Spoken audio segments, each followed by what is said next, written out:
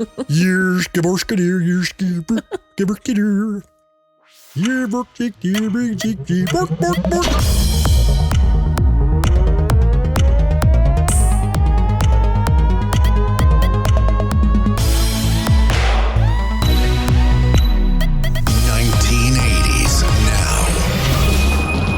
Hey, welcome back to another episode of 1980s Now, a weekly examination of the importance of 1980s pop culture and its influence today. My name is Will. We got a pop-up video happening. John, are you going to give an important fact? Go ahead. Yeah, what was that? That was it. It was pop culture. I was popping. Okay. My name is Will, and joining me as always are my friends and colleagues and co-hosts. And cohorts. Co-colleagues. Co-conspirators. That one. Hey, guys. Hi, guys. On today's show, we're going to review current news stories related to 1980s media. That's where the 1980s now comes from. And I'll tell you guys this. I won't say this to anybody else, but I'm wrestling. Should we be like more, there's got to be a broader thing than 1980s now because it's getting harder to find stories. You've been saying that for like 2 years. I know, but that's why like last week I was like, there's nothing to talk about, guys. And I'm working on some stuff, but I need a little more time. I don't know. Are we Gen X now? Oh, and we'll use John's logo, but change it a little bit for copyright purposes. I don't know about that. I don't know. I may be Gen X now. Okay. Gen X now. John doesn't like that, huh? Fold you under the umbrella. Yeah. And I'm going to get a rapper named Cheesy to do our theme song. You should be so lucky. Not Piggly. Oh, I like that better. Yeah.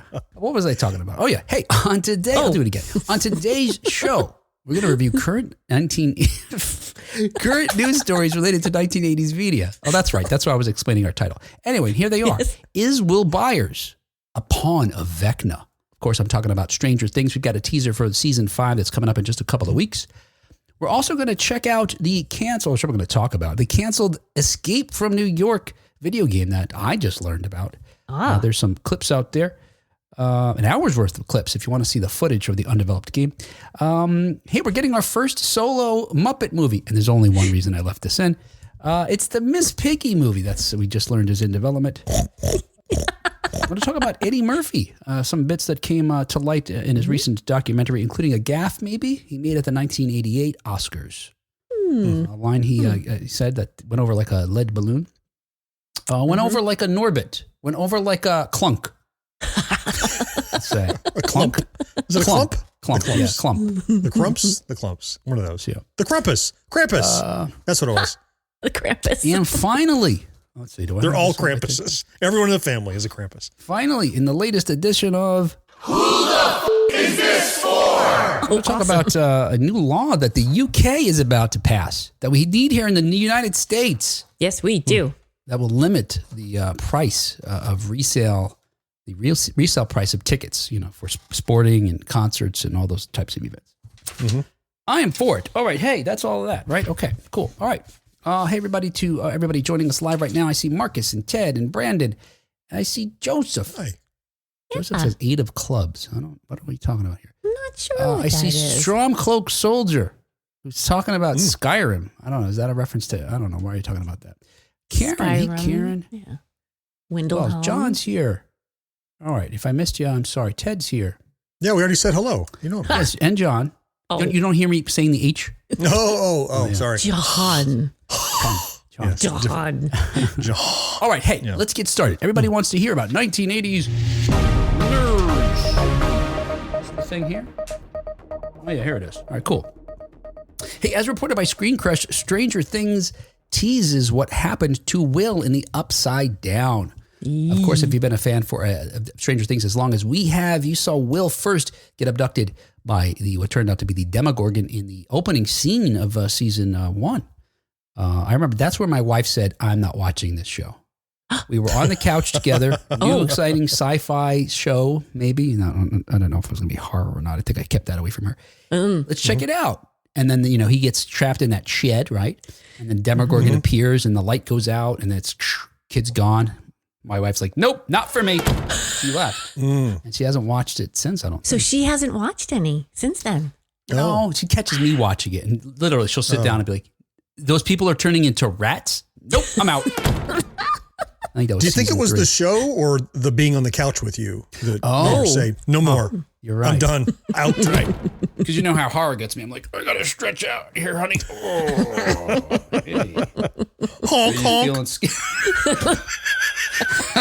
You have to make the sound, though. Oh my God.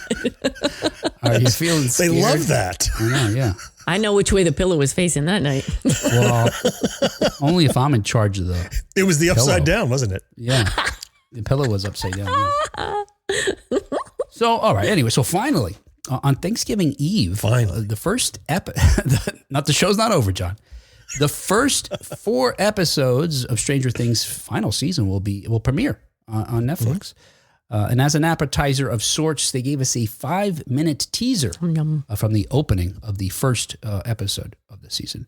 And those 300 seconds take us back to the very beginning of Will Byers' horrific stay in the Upside Down. And as it turns out, Will encountered the show's big bad, Vecna, long before he was introduced in season 4. If you haven't seen the clip, I'm not going to show it now because it's 5 minutes. I'll just give you a brief sort of synopsis of it. He's in the little shed as we see him in season 1, but he was down there fighting for his life and being a little more sort of, clever and crafty, staying alive, it seems. He has a gun at one point shooting at a Demogorgon. Ultimately, he's captured by a Demogorgon and dragged to what turns out to be the library of, what's the town they live in? Hawkins? Right? Oh, yeah. Hawkins. Yeah, they drags him to the library, and this is in the Upside Down, where Vecna appears from the shadows. And if you've seen season 4 with Vecna, he's able to, he's like part of the Upside Down, and he controls it though. It's like vines almost that attach to him, but he attaches. You can see like the pulsing little tentacles that make up his infrastructure. It's still good and creepy. I'm still creeped out by it. I'm with your wife. She's like, ugh. But he directs one of these vines to attach to Will's mouth and then starts pumping him full of some kind of weird, I don't know, we don't really see what it is, but some kind of, it's got to be evil. We do know at the end of season 1. I think it's all those little slugs, right? Well, doesn't Will vomit slugs a lot? Because, he does. Well, not a lot, right? That's what I'm wondering. In season 1 at the end, it's sort of the cliffhanger is he vomits up what appears to be a slug, as Kat says. And then in season 2, that slug grows into a Demogorgon, right? Or yes. That. I think yes. Because that was Dart, right? D'Artagnan? Oh, right. Yes. Yep. But that vine in this little teaser is pumping a shitload of things into his mouth. So for having gone for 4 years and only spitting up one Demogorgon, I don't know. It seems a little... like that. Yeah, that was kind of what the rest of them are doing. Vecna centipede going on there. It was just like, I'm going to attach this to your mouth. Start swallowing. Yeah. Oh, if that had been the opening scene of the first season, you might have been out. I was out. Because that was horrifyingly disgusting. Yes. If you saw the teaser trailer that we got in October for the whole season, it already sort of was alluding to the fact that Will play a larger role and maybe actually a pawn of Vecna. In the 5-minute teaser we saw and in the longer trailer, Vecna says things that allude to this fact. If it wasn't clear, including in the most recent clip, he says, "At long last we can begin. You and I, we are going to do such beautiful things together, William." The one thing that bothers me about Stranger Thanks. Yeah. See, John, I was going to ask you to do it actually originally, but I forgot to send it to you. Did they really plan all this shit? Because I got to tell you, by season 3, I was already feeling like, I think they're making up this hierarchy of bad guys. Yeah, right. It didn't exist. I feel the same way I do about some of the superhero TV shows like on the CW and some of the movies we got. Well, they just keep adding things. They think you like the Demogorgon? Wait till we give you 12 plus dogs. And then and in every season they try to top the bad. And that wasn't the thing that got me liking the show. You could do a lot with just one bad guy. Think about, the Halloween, the Freddy Kruegers, the Jasons of the world. Like the sequel, they did. Let's have 2 Jasons. He's got a twin brother you didn't know about. He also drowned. He doesn't have a hockey mask on. He's got a batting cap on. A practice one. He jumped in to save his twin brother, and they both drowned. But I don't know. I never got the sense that this felt like it was planned. I felt like every season they wrote themselves into a corner, and now they were like, oh shit, let's have somebody in charge of the whole thing. Because if you think back, it makes no sense that Vecna's waiting for 4 years to. I don't know. It just seems. Yep. So have they said that they planned the whole thing out from the beginning, or have they said that they're just improving as they go along? They have not said that exactly. Although you'll recall, Kat, they did say, you guys are going to love it. Yeah. Yes. We've done a great job on this season, they say on their publicity tour when they wouldn't say anything else. Yeah.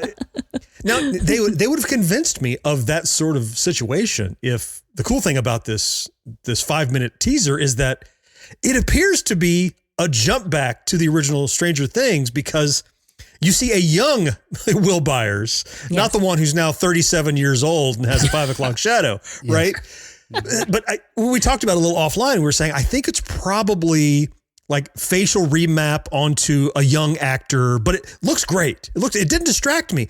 I think what was the Indiana Jones film, The Great Circle or whatever it was called? It was The Dial of Destiny. Dial of Destiny. Yeah. Okay. That one, it was, when you saw Indy de-aged, it was so distracting. But in this, I was questioning myself. I'm like, did they shoot some of this earlier? And did they? I don't think that was, but if they had, then you'd be like, look, we had it planned out. We shot this footage and held on to it for 7 years, right? But I could tell right away. It's good. It's a good young Will. It's not perfect, but it's really good. So yeah, that's a good point. It's not distracting. Considering you've not seen him that age in a decade, it's probably okay. Close enough. I guess he looked like that. Yeah.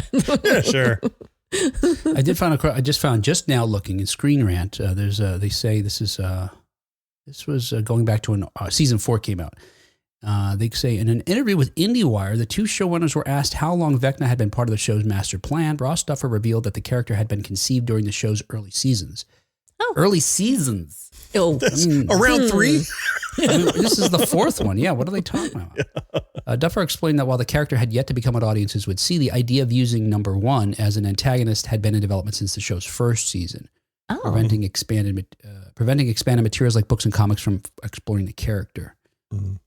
Okay. Blah, blah, blah, Interesting. Yeah, but I guess number 1 as an adversary or villain doesn't really mean that at number 1's going to become Vecna, and Vecna has created the Vecna rules the Upside Down, is in charge of all these creatures. No, that sounds like an add-on. Like, just give him a little credit going, okay, one of these kids, one of Eleven's peers is going to be a big bad down the road.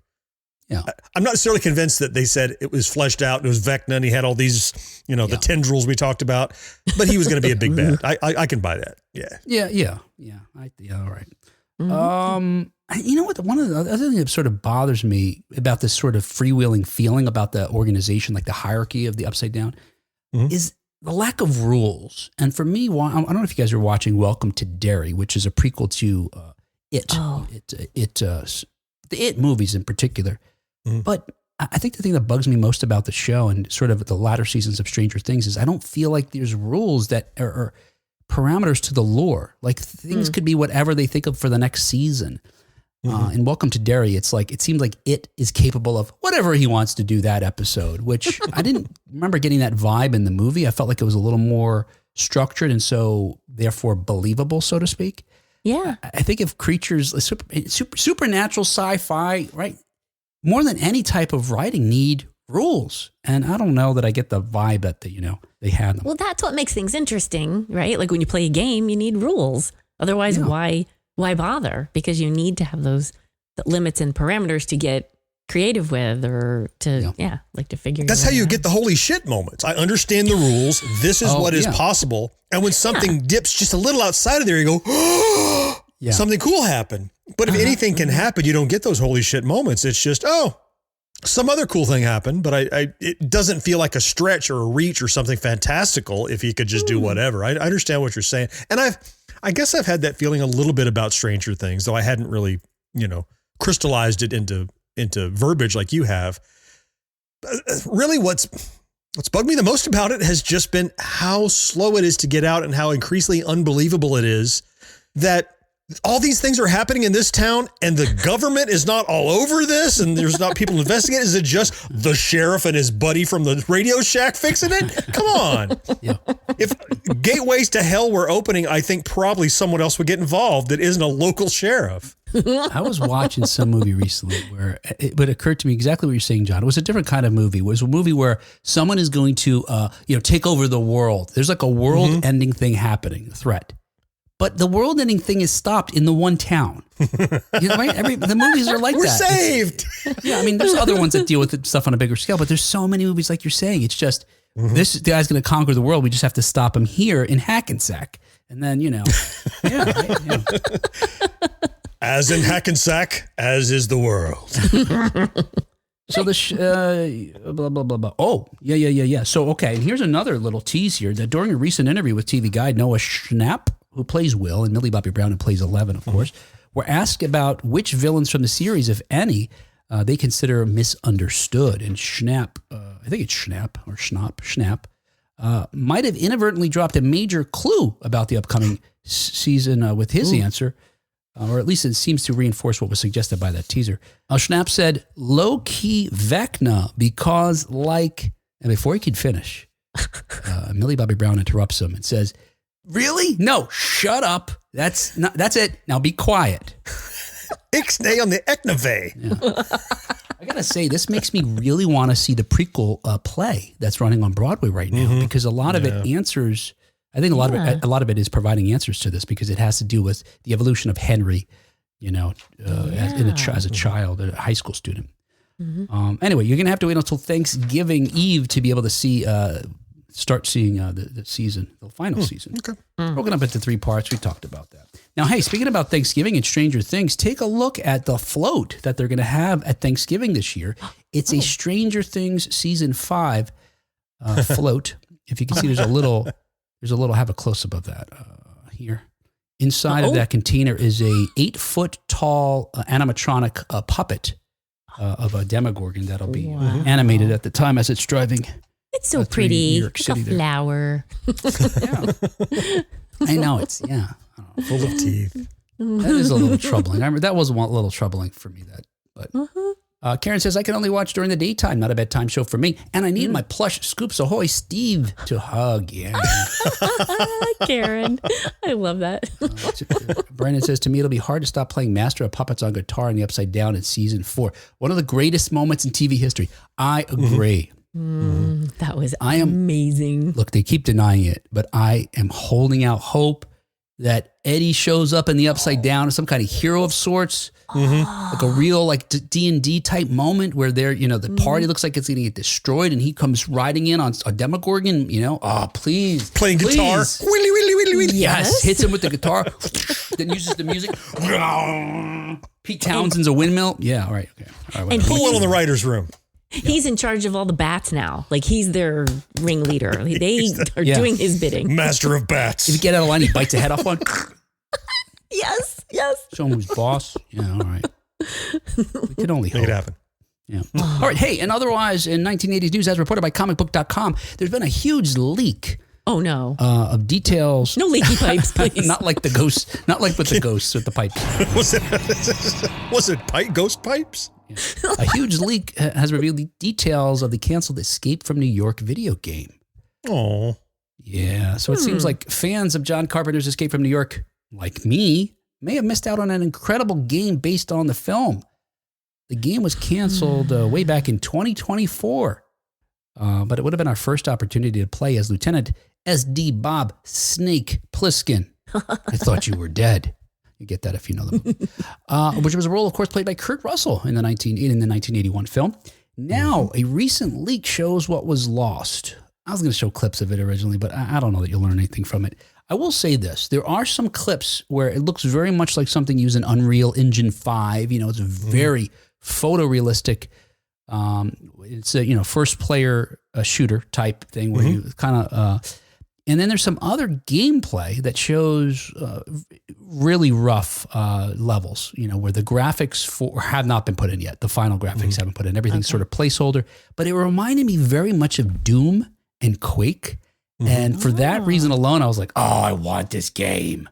Because I love those games. And so seeing that and seeing how, the potential it could have been with this very photorealistic images that they had in some of the other clips, I was like, this would be fantastic. And of course, the story lends itself, the sort of the setting being on Manhattan lends itself to that kind of, bottle sort of game. So I'm bummed out about that. I didn't know I wanted an Escape from New York game until I saw this article. Yeah. Like, oh yeah. What a great story to step through. There are clear parts of the story. You get recruited, and then you take the hang glider, or the glider, whatever, the plane in and land it on top of the Twin Towers and work your way. It's crazy. Yeah.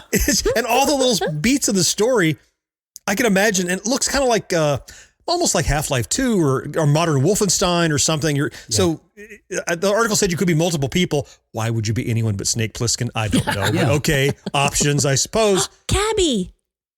Right, and you have to deal with the Duke, and you have and then you have the final bridge assault. There's so many story beats and set pieces that would work so well for a game. I guess back when that film came out and I watched it the most, which would have been in the early 90s when I had it on VHS. It was among the 10 movies I had. I wasn't thinking about, when I thought about movies as video games, I was thinking of the weird little adaptations on Atari or Nintendo. You're like, oh, it's a platformer and you're Snake Plissken. I never imagined, I could be like looking through his eyes. Yeah. I just look at this footage is like, oh man, I don't even know I wanted that till now. Yeah. You made me think, I don't know if this is true, but the movie itself is kind of fetch questy already. Yeah, and absolutely it is. And I'm trying to think, that's kind of an early example of that, I believe. I don't know how, I don't know. That's a question, I guess, leaving. Right. Go here, get the thing, clock's ticking. You have babysitting sessions where you have to escort somebody somewhere, or the game is over because they didn't survive. Doesn't matter if you did. There's all those kind of game mechanics. It's as if someone that made games in the 2000s sent back an outline to the 80s and went, make a movie out of this. It's how we'll make games in the future. Because oddly, it kind of structures just like a game. And you've got that running clock, right? He's got like 24 hours before the thing on his neck explodes or whatever. There's rules. Blow out his jugular veins. There's rules. Yes. See? Yeah. That need to be followed. I'm not personally sorry about missing this game. It's not something that I would find myself playing, but I feel for you guys. I'm sorry. I'd rather just watch the movie. You don't think it's hilarious though, right? You think it's a good movie. No. This was not hilarious. We have these clips thanks to Hector Z. Dikoman. Thanks, Hector. Who uploaded 18 videos earlier this month, which comprised more than an hour of gameplay from Escape from New York, the game, which was under development by Embracer Group's Slipgate Ironworks. As I mentioned, they show snippets of gameplay, which includes a lot of placeholder graphics. But there are some familiar images, including, like John alluded to, the wireframe image of New York City that we see when he's flying in, a bunch of enemies and more. There is 15 minutes of actual gameplay, which again, I mentioned is pretty crude. The game had been in development for some time, but it was canceled in January of 2024 due to, quote, significant issues regarding the development process, end quote. At least that's the official answer we got. Whereas it seems like the cancellation may have been more due to the fact that the company restructured due to a $2 billion partnership with an undisclosed company, with another company. So what is it, the first one? Embracer Group had some kind of deal with another company and fired a bunch of people, canceled a bunch of projects. Interestingly enough, despite being an action classic that should have spawned more than just one mediocre sequel, the original film has seen a board game adaptation and a canceled anime spinoff and at least 2 canceled video games, but otherwise hasn't been explored, in other media. Isn't that weird? Yeah. As iconic as that is, no one's touched it yet. It's funny that it made it to a board game, but not a video game. What? Yeah. Well, I think the anime might be good that doesn't exist. I'm not so sure about that one. I almost want to go, shh, don't say too loud about Escape from New York or somebody's going to do it. It's almost fine. It's one of those, why did we do this? Why did we do this? Kind of the fact that it stood on its own all this time and still stands up so well. Tells you why redo it. It's other than clearly it's bankable, I guess. All right. Hey, otherwise in 1980s news per Deadline, there's a Miss Piggy movie in development. And I say, as the answer to that. So after more than 50 years, Miss Piggy's finally stepping in the spotlight and getting the solo movie treatment that she deserves. Jennifer Lawrence. So first, I'll tell you how we found this out. So Jennifer Lawrence was recently revealed. I saw that movie. Yeah. Oh my God, that fight scene. That fight scene is amazing. Yes, I did. Oh my God, she's revealed in a lot of movies, but that one where she has the fight scene completely nude. Oh my! It is hilarious and titillating at the same time. Oh, okay. I wanted her to beat me up. This is weird. What movie is that from? I don't remember what it's called. It's the one where she's hired to pretend to be someone's girlfriend, right? Like he's a wealthy family's young son. Yeah. She's supposed to take his virginity, I think. That's right. Oh, all right. Yeah. He's like in college and she's like, in her mid-20s or something like that. So it's not as bad as it sounds. Pretty bad, but from an age gap perspective. But yeah, it's a great movie, actually. Very poignant and heartwarming. And she's 100% naked fighting people on a beach. It is on a beach. Yeah, kicking ass. Not 90, not 95. You see everything, Kat. You see everything. All right. Anyway, back to the Muppets, which is a wholesome conversation to have. So Jennifer Lawrence recently revealed that she and Emma Stone are developing a movie about the iconic Muppet with Oh Mary sensation Cole Escola penning the, I guess it's Escola. I know Oh Mary, and I've seen his name. I don't know how to say it. Anyway, he's going to be penning the script, marking the character's first solo outing since Jim Henson debuted her on The Muppet Show in 1976. Speaking with the hosts, Lawrence said, I don't know if I can announce this yet, but I'm going to. Emma Stone and I are producing a Miss Piggy movie, and Cole is writing it. When asked if she would appear in the movie, Lawrence said, I think so. We have to. I would say the same thing. I have to. I mean, Muppet movies are known for having dozens of cameos from whoever the celebrities are, popular celebrities at the time are. I don't know if you need a big celebrity to have a successful Muppet movie, but or these two in particular, but yeah, certainly couldn't hurt. Especially if she doesn't have any clothes on. In a Muppet movie? In a Muppet movie. I mean, a naked Miss Piggy fighting a naked Jennifer Lawrence. It's going to be like the opening to Howard the Duck where you get animal boobs for no explicable reason. Anyway, I thought this was interesting. According to Deadline, Miss Piggy started out as a chorus pig on the Muppet Show. And gradually became a bigger part of the series. Oh, yeah, I do remember that. Because backstage, she and like an ensemble of other similarly dressed chorus pigs would like accost Kermit. Right. And she would be about something like she needs a bigger part or whatever. I have that image now. She has like a thing on her head, kind of just like one of the, the chorus line folks at Rockefeller or something like that. Yeah, I wouldn't have known that as well, but I recently watched some documentary about the Muppets, some anniversary or something, and they talked about the evolution of the characters. Otherwise, I'd have been, really? She was a show? But yeah, I recently saw that. And I have a bit of a hot take on a Miss Piggy movie.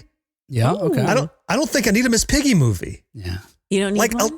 a little, she's wonderful, she's lovely, but a little bit of her goes a long way with me. She's very acerbic. She's very demanding. And yes, she has this pig's heart of gold, but it doesn't show through in her actions, only in her words after all of these course actions take place. So it doesn't feel heartfelt to me. It doesn't feel earned. She's a good foil. She's a great, cause Kermit some consternation every now and then, but I don't need to follow her the whole shit. It sounds exhausting. She's Miss Piggy is a lot. She is. Hi. Like, how many times can She's you do that? One of those a show is fine. Yeah.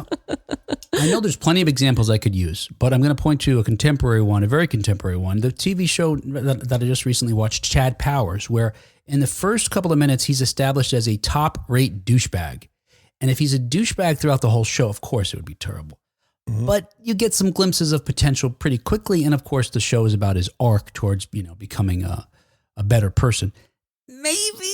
Look, I'm not interested in seeing a Miss Piggy movie either, John. But maybe there's a way in. Look, I want to see the Muppets. I'll go. Yeah. I mean, I'll be there. I'm going to show up for the Muppets, but I'm not there to see Miss Piggy, right? I'm there for the undercard. I want to see all the other Muppets and whatever mess she's causing running around.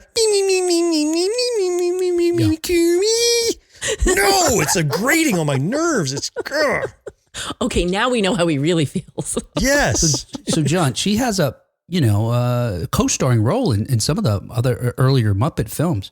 Fine. Beginning in 1979, we've had 10 Muppet feature films. That's wonderful. Including 2 in the 1980s, and one that comes to mind as you mentioned is The Great Muppet Caper, where she has a big role. Is she just driving you crazy throughout that whole movie? Because she is doing a lot of that, giving her people a hard time. Certainly, but it's enough. Yeah. The amount that she is in that movie is enough. I don't need more focus on her, is what I'm saying. So. She's a seasoning. I'm sorry, Miss Piggy fans, Kat and others. Well, I'm excited Miss Piggy's not my favorite Muppet, but I love all of them, of course. I am excited for this because I'm curious, how are they going to pull this off? How are they going to make a whole movie with her as the main character? I'm curious. Okay, well, out of curiosity. Kat, favorite Muppet, go. Yeah. Oh, that's tricky. Okay. It's hard to say if I have a favorite Muppet, but Kermit, definitely tip top. And wait, who else do I love? I mean, all of them. I love all of them. No. There's only one right answer. Yeah. Will, favorite Muppet? Yeah, I'm going to say one right answer. Long ago, my favorite was Fozzie. Long ago. But in the more recent years that I've seen, it's is his name Pepe, the crawfish or whatever? Pepe, the shrimp. Yeah. He's a shrimp. He's hilarious. He's just hilarious. You know what? Yeah. He's high up there. What's the right answer, John? It's Fozzie. Fozzie's the correct answer. Yeah. Okay. He's just such a struggling artist, and he's so put upon, and he suffers for his work, and he's underappreciated, and he's so charming. I love Fozzie. I love Fozzie too. He was my favorite because of the jokes. No, it was because he was bad at the jokes, but he still kept showing up. Oh, right? Yeah. Yes. Brandon says, John, just say it. Miss Piggy is an asshole. Just say it, John. Just say it already, please. With a little corkscrew tail. Yeah. Get that out of the way. Yep, I was right. Not Miss Piggy has an asshole, John. Also probably true, but that's not what we're talking about. Yeah. Last month, it was announced that The Muppet Show is getting a refresh from Seth Rogen and Evan Goldberg's Point Grey Pictures. Deadline reported that Disney Plus has ordered a TV event featuring special guest star Sabrina Carpenter to premiere in 2026, coinciding with the 50th anniversary of the classic original series. Oh, wow. 50 years. Holy cow. That's crazy. Hey, our independent podcast is brought to you every week by folks just like you. So if you'd like to help us out, please follow us on the podcast platform you're listening to right now. Subscribe to our YouTube channel. Share an episode on Facebook. All of these actions just take a moment and are 100% free. But if you'd like to chuck in a buck and help us keep publishing the show week after week, please visit us at 1980snow.com/support to find out how you can send us $1 or $2. And thank you so much. It means a lot. All right, hey, another 1980s news as reported by Variety. Eddie Murphy called out the Oscars live on stage in 1988. Eddie Murphy recently joined Entertainment Weekly to promote his Netflix documentary, Being Eddie, and looked back to when he presented Best Picture to Bernardo Bertolucci's The Last Emperor.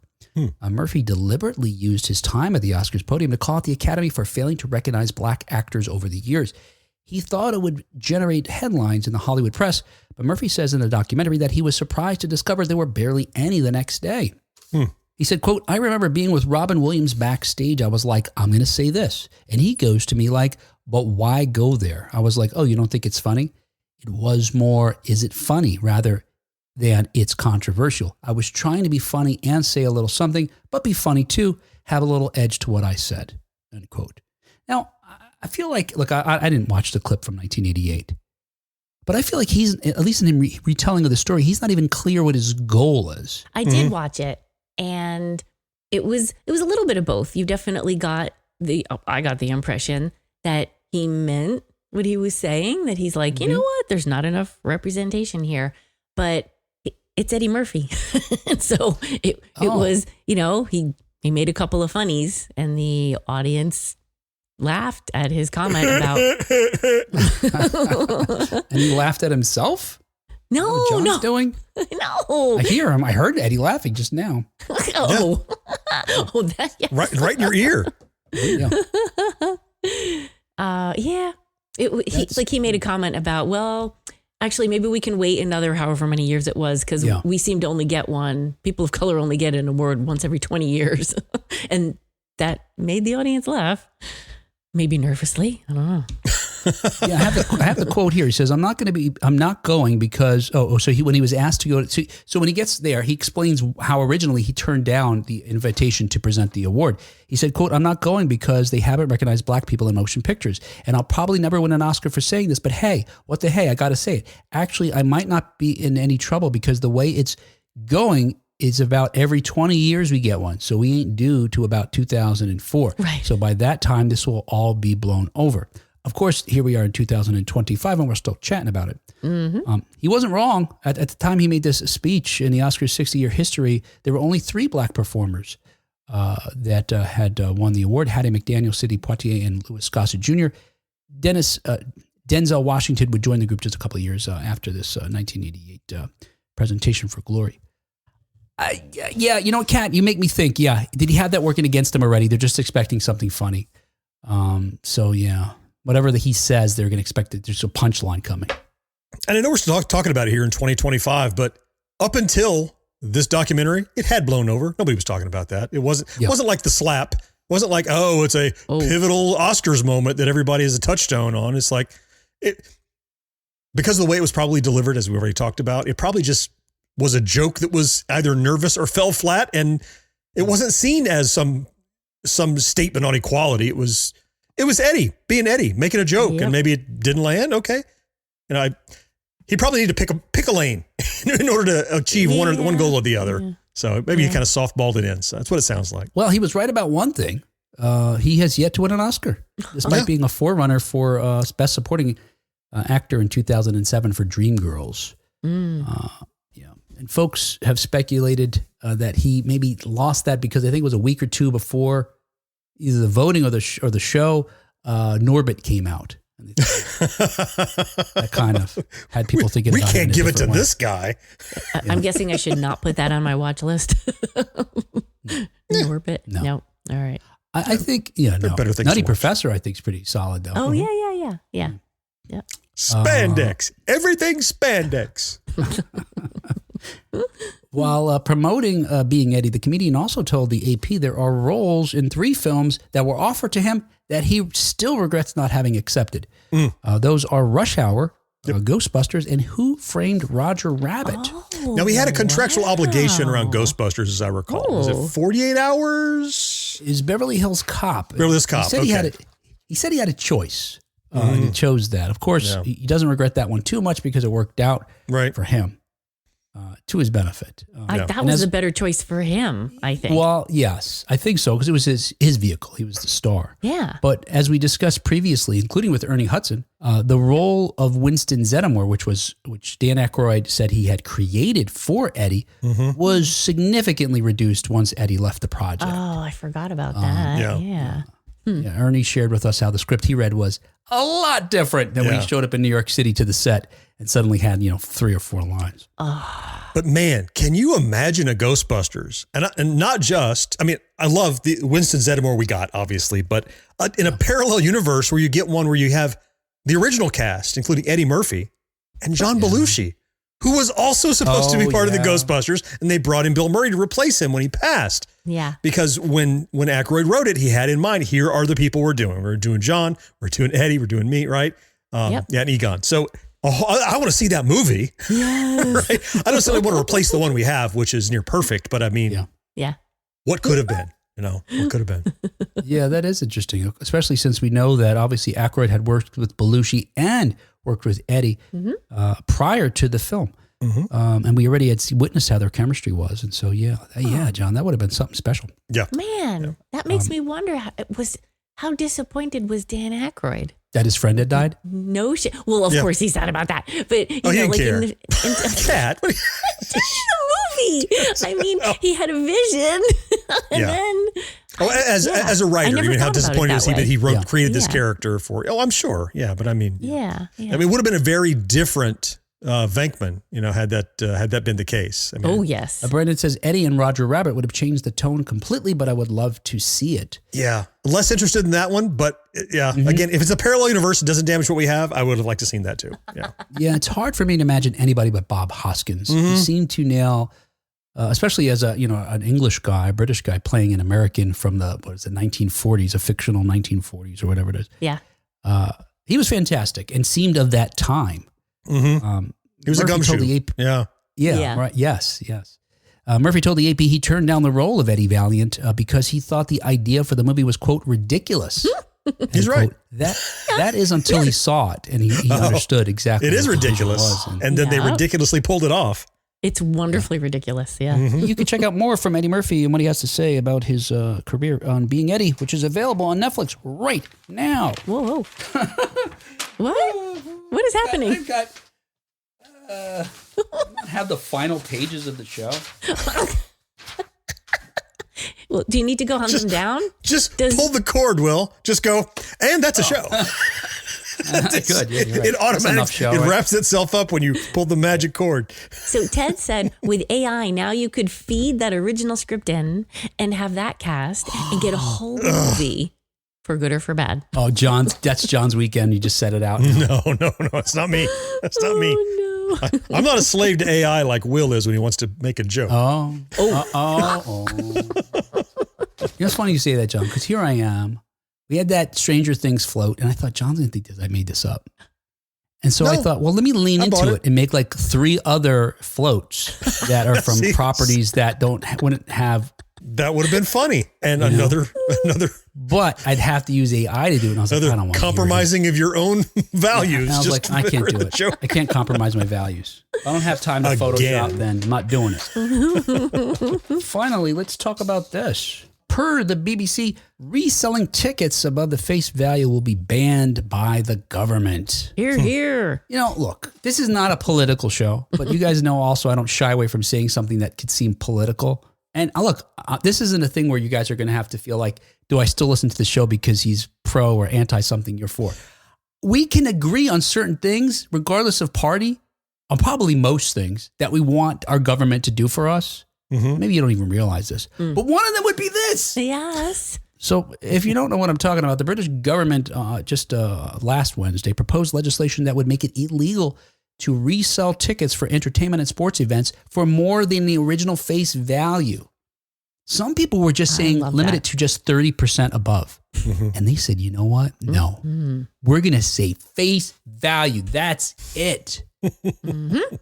The new rules, if approved, because they have yet to be approved by lawmakers, would be an aggressive step toward reining in what they call touts, which we call scalpers here in the U.S. Mm-hmm. Yes. And look, scalpers aren't, I was thinking about this. In the 1980s, scalping was huge. It was huge in the 1980s.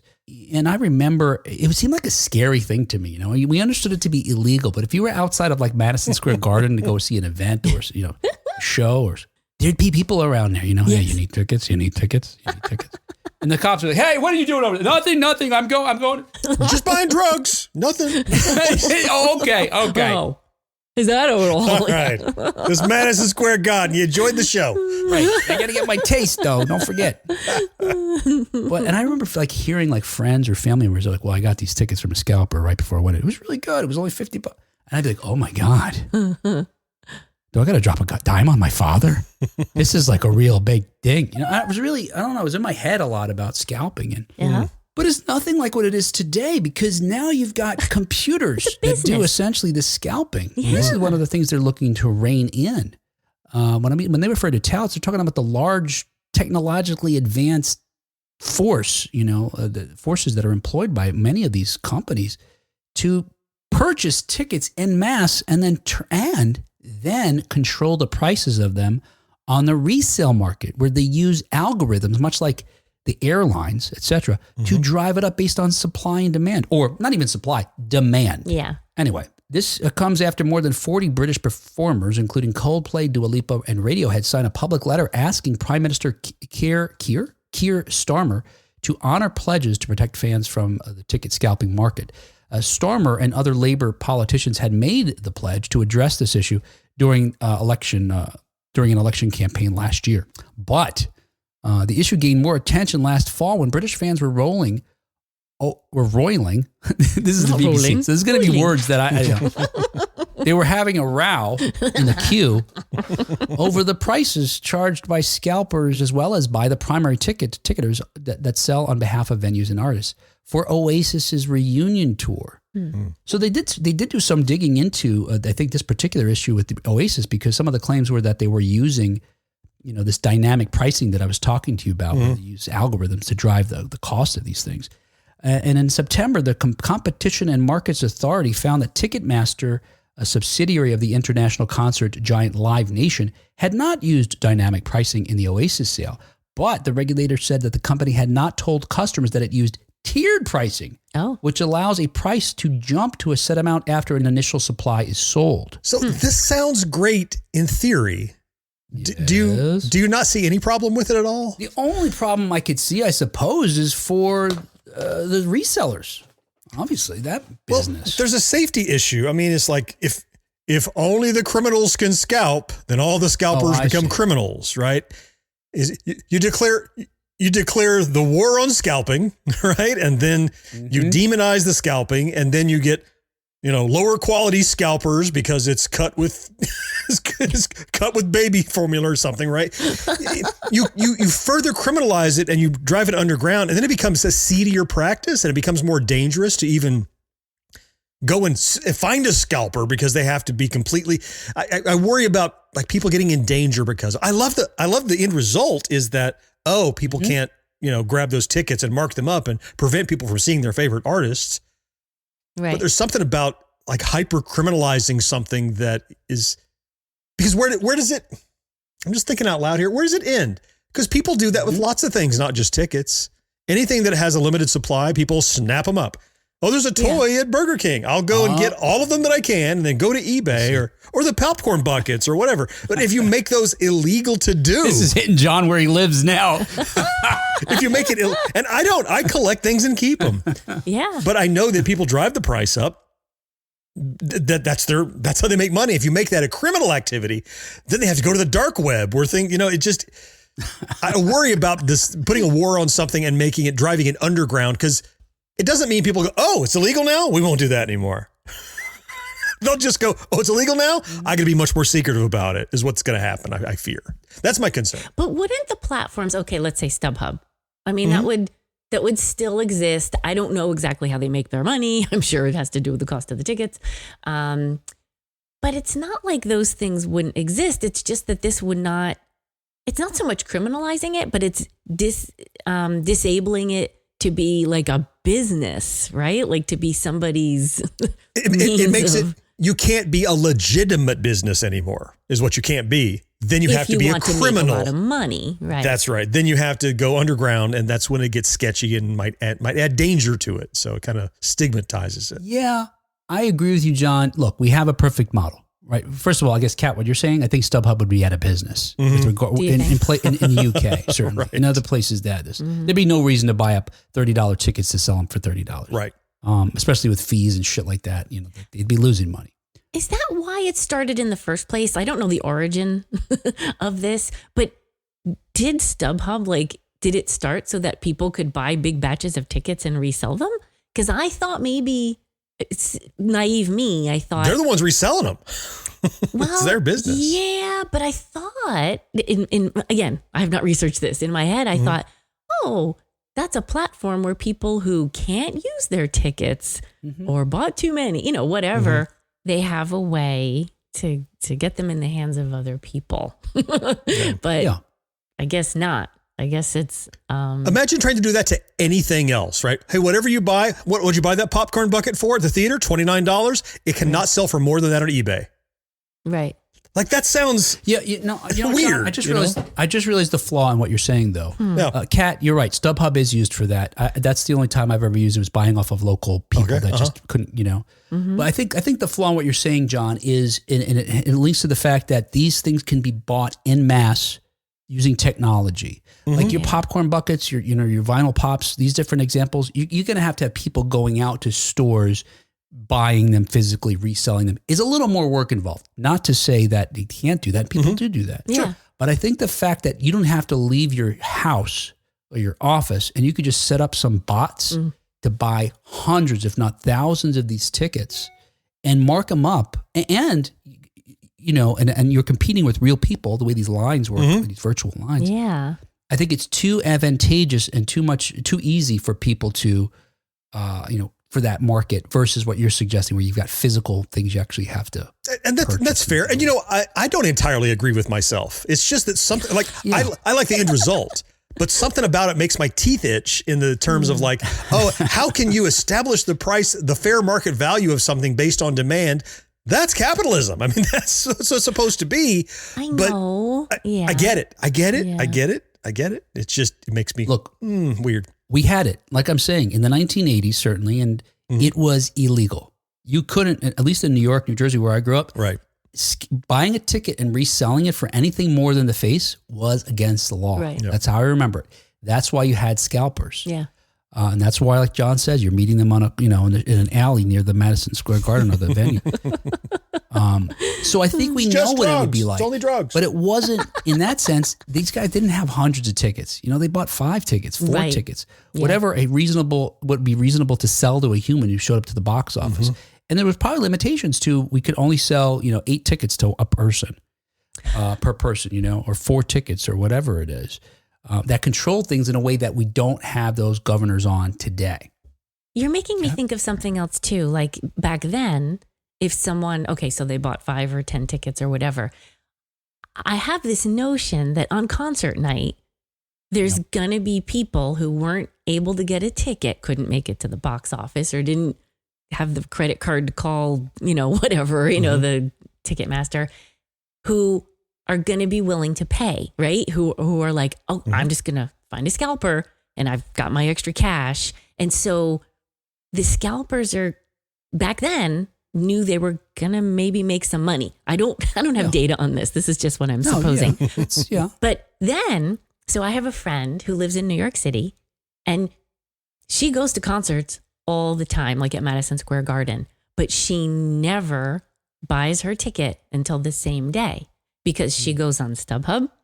And by that point in time, they're trying to get rid of these things. So they're not high priced anymore. And that's why she waits, because she knows when it comes to the same day, it's, we got to get rid of these things and get something back. So that's when she buys her ticket. So she's really using that system to her advantage, right? I don't know what my point is exactly. But, it's kind of like the tickets, TKTS, that's downtown in Manhattan, right? Where you can go on the day. I went and saw some Bryan Cranston thing because I want to see a show. Sure. What's playing? I don't know. Let's go to tickets and find out. I'll watch that. And it's cheap because they're just filling empty seats that otherwise they couldn't sell. And which is to your point, I think, and Will's point, rightfully so. Again, I don't fully agree with myself, is that it's so easy to amass. Yes. And right away get an advantage over the average person. It's not like you have to wrangle up a posse to go stand in line to get all the tickets. You can just build a bot to go and buy all the tickets. I see where that's problematic. So yeah, and that does seem like a problem to me. This is not ticket related, but my son once told me that whatever years ago there was some YouTuber that he followed who released a special backpack or a hat or something, some kind of merch item, and he wanted to buy this thing, and he said he couldn't. And then he learned, like, soon after, that all of them were purchased by somebody who put them on eBay immediately for, huge markup. Some huge, so the thing originally was going to cost $30 and now it's on eBay for $300. And that was his first experience with that kind of a thing. And it just, it's not which cool. Which was like we were talking about with the Jim Henson auction. Yes. It's not, I guess it's for the fans now, but now you've created a situation where, let's say your son is a true fan. No, you're a true fan only if you have a certain, it's disposable income. Yeah.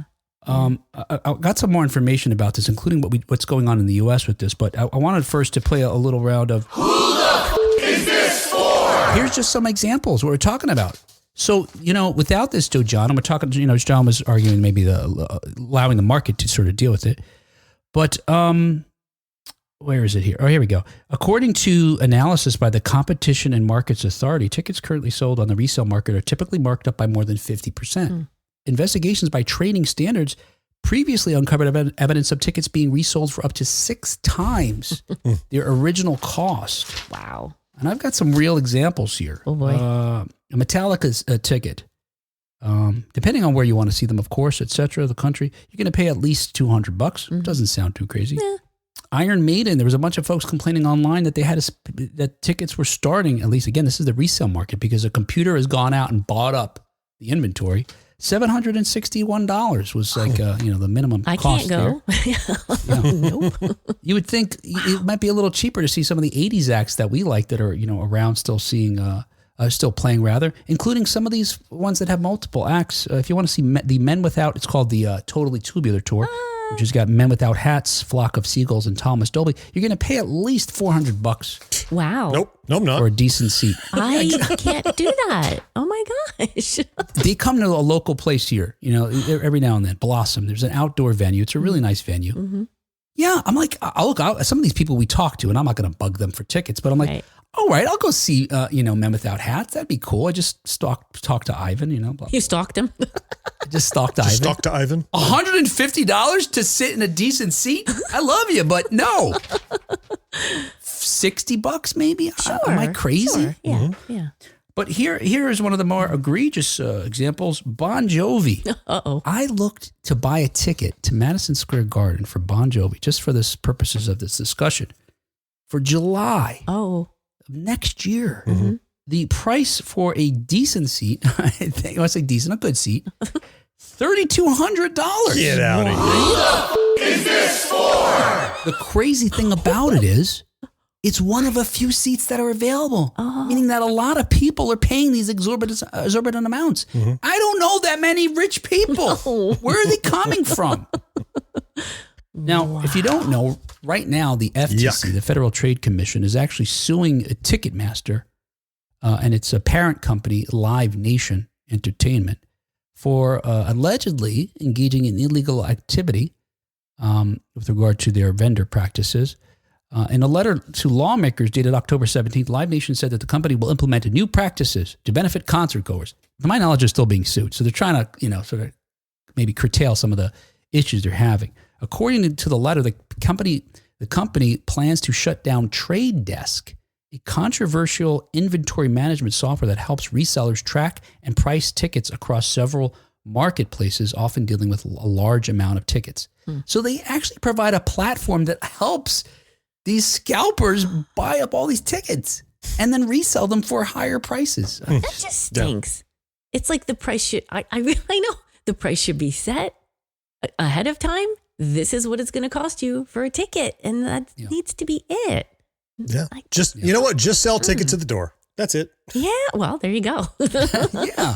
Oh my God. You imagine the mass, like the rush for, I don't like general admission because of this reason, but if every ticket, if it wasn't general admission, but you still had to get there to get a good seat first, holy shit. It's crazy. And to compound this issue, since 2008, Ticketmaster has owned Tickets Now, which is a reseller and competitor of StubHub and those sorts of companies. So when I went to buy this ticket, for Bon Jovi, it's not hypothetical ticket. I was not really buying it. It was just so went through the exercise of it. Ticketmaster, when they show you the map of the Coliseum and you buy tickets, it says it's a reseller ticket from a verified reseller. This very well may be Ticketmaster's own fucking company, right? That's snatching up the tickets and selling them for $3,200. Right. Here's the retail, but if you go through our subsidiary, it's much more. So I guess, John, take your point, but the other, something's got to be done because sort of the unbridled capitalism is, punishing the real fans, I think. That's right. That's why I think there are policies. Hey, okay, just don't sell through Ticketmaster, right? Have a sales medium that only sells to, and attach it to your ID. Show up with your ID. That's how, when I have a list for the theater, I can't just buy a ticket and sell it to somebody to go watch, the latest Marvel movie. I've got to show up with my ID and say, I'm the one that bought this ticket.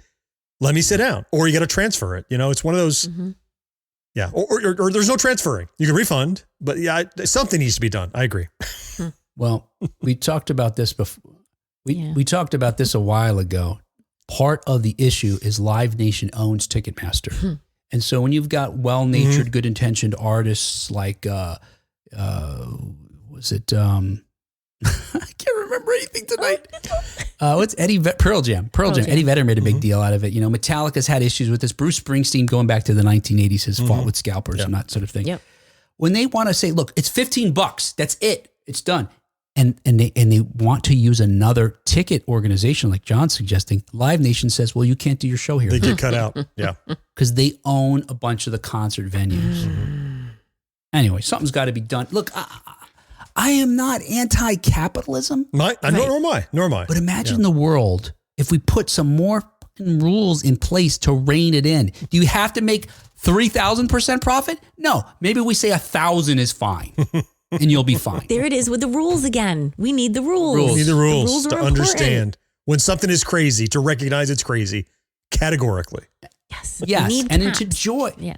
Just like we need to enjoy maybe horror or science fiction shows. You're right, Kat. We need something to enjoy our life. They say kids do better with structure. Oh, they do. Trust me. Yes. 100%. Kat structured them all day long. That's right. See, Glenn says I tried to see John at his show once, and GXG wanted to charge me $15. $15. Yeah, that was on clearance. Oh, that was a clearance. Yeah. Oh, day of, you can get in for $3. Marcus retorts, "That's nothing, Glenn. John doesn't answer my calls until I Zelle $25. Is that how you say it? Zelle? Zelle. Yeah. Yes. Zelle. Yep. I get a little ding and then I unmute my phone. And you say, Marcus, hang on a second. Your time starts now. What is You it? got 30 seconds. You got a New York minute. All right. Hey, now, John, I will say it now. That was the show. And it's not due to a printing error. It's just, that's all actually. We're actually done now. Yeah. Well, our show is brought to you thanks in part to our early adopters who follow the rules, like Karen Flieger and Rick Parker. Once Kat gets, locks into a theme, she's not letting go of that thing. She strangles that thing. I'm a one-trick pony. Yes. She's on that pony right now. I always have been. Yes. And what is it, John? She's putting it away. She's riding it hard and putting it away wet. Wait, what? Wait, whoa. You said that, not me.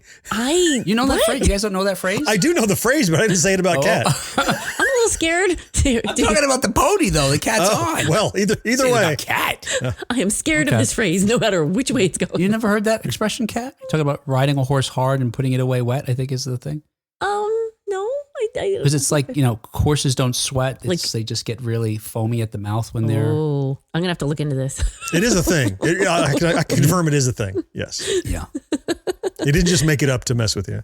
Mm-hmm. Like Are you saying that I should not repeat myself so much on a theme? No. I'm not saying that. No. You should just be yourself. Thank you. Okay. And thank you especially to our Secret of Our Success level Patreon supporters, Brandon Greer, Marcus Taylor, Matt Marino, and John Henderson. There we go, John. Now, Marcus also says there was a $15 for... Oh, the $15 was for George. At the GXG show. That was the discount, yeah. Yep. Yeah, you're looking for autographs. You're like, $50 for John? What can I get for 15? And George is waving down here. Like, I'll pay you 15 if you let me sign Yeah, something. I've got 15 for you. Oh, you'll pay me? I'll pay you to come hang out with me. You'll pay me? George's like, I'll give you $15 just to stand there like you're waiting for an autograph, all right? Something about fishing and needing bait. I don't know, a lot of things. Hey, thanks, guys, so very much for supporting us. The cost to run the show is unfortunately more than $15 a month. I know it sounds crazy, right? We're going to start scalping this show. Yes. Or we're not following the rules. Yeah. All right. But yeah, the licensing fees for software, including the software that we're using to broadcast to you right now live on YouTube and Facebook and most Wednesdays at 6 p.m. Eastern, costs money. And they keep jacking up the price. Yep.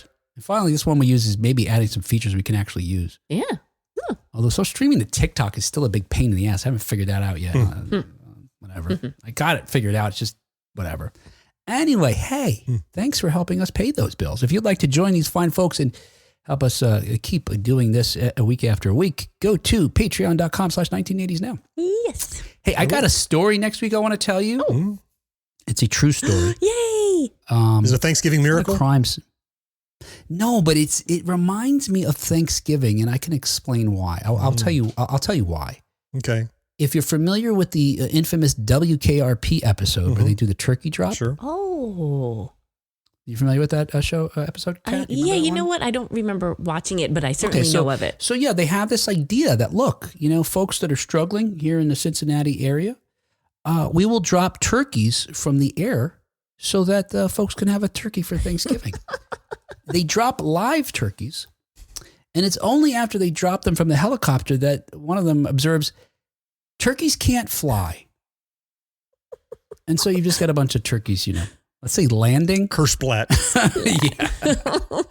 Anyway, that's not exactly what happened here in Cleveland in 1986, but that incident in Cincinnati it reminds me of it. So I'm going to tell you about it. I'm intrigued. Wait to hear it. Yeah. All right. Hey, come and join us for that. Well, I will.